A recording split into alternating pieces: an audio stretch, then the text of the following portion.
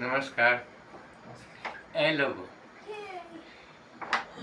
इस पृथ्वी पर जब धर्म निशाना बनने लग जाए, जो सत्य धर्म क्या है? त्याग और तपस्या से भरे कटीले मार्ग पर चलकर ईश्वर की स्वामी भक्ति से जुड़ना। लेकिन जब स्वामी भक्त बने लोग झूठ और बुराइयों के शिकार बनकर झूठ और बेहयाई जो है, मतलब जब धार्मिकता को नदी के समान बनकर, नदी के जलाशय की तरह बन करके उसको बहा कर ले जाने लगे, तब इस पृथ्वी पर एक संकट खड़ा होना है मनुष्य जाति के लिए। और वही संकट का दौर ये है जब धार्मिकता को इस तरह से नष्ट किया जा रहा है संसार से, पूरे संसार से, झूठ और अफवाहों के बल पर, तो फिर अधर्म भी सुरक्षित नहीं रह सकता है। इसलिए जब अधर्म इतना प्रभावशाली बन जाए, जो झूठ और अफवाहों के बल पर धार्मिकता को बहा कर ले जाने लगे, तब ईश्वर का प्रकोप पृथ्वी पर पड़ के रहेगा और इससे कोई व्यक्ति बच नहीं सकता।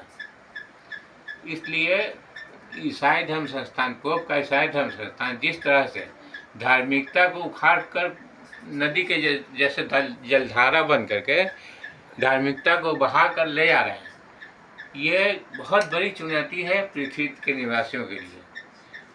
इसलिए इस संकट से बचने का उपाय करना ही पड़ेगा मनुष्य जाति को, कि किस तरह से ईसाई धर्म संस्थान झूठे अफवाहों के बल पर धार्मिकता को उठाकर बहा कर ले जा रहा है और धार्मिकता उसके सामने खुद को बेवश समझ रहा है।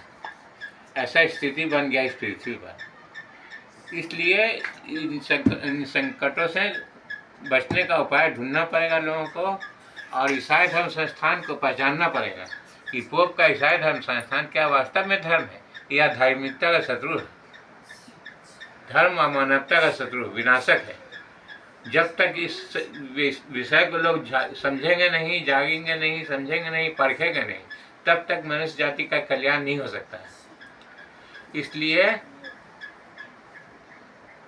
ईसाई पोप के ईसाई धर्म संस्थान की सच्चाई को लोगों को समझना होगा, अगर खुद को सुरक्षित बनाए रखना चाहते तो। अब बनाना ही पड़ेगा, ये नहीं कि छुटका छूट जाएगा, या तो मरो या जाओ, दो काम में से एक काम करना पड़ेगा संपूर्ण मनुष्य जाति को।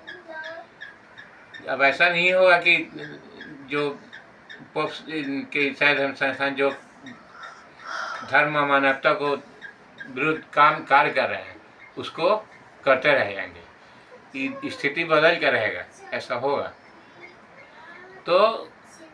लेकिन ऐसा माध्यम अपनाए हैं पोप का ईसाई धर्म संस्थान, धर्म और मानवता और देश को अपने देश से बेदखल करने का, जिसको देख करके हमको बहुत अफसोस होता है कि कितना अंधे और गूंगे बहरे बन गए हैं लोग। जो लोग देख रहे हैं वो भी चुपचाप हैं, अंधे बने हुए, बता नहीं रह पा रहे हैं दूसरों को। ईसाई धर्म संस्थान जिस तरह से धर्म को निगलने का बहुत सा माध्यम अपनाया हुआ, हम कितना माध्यम बताएं। ये उदाहरण के रूप में चंगाई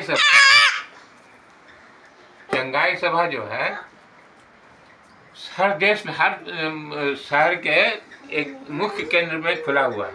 जैसे पटना में है मरियम, क्या नाम है, मरियम नहीं,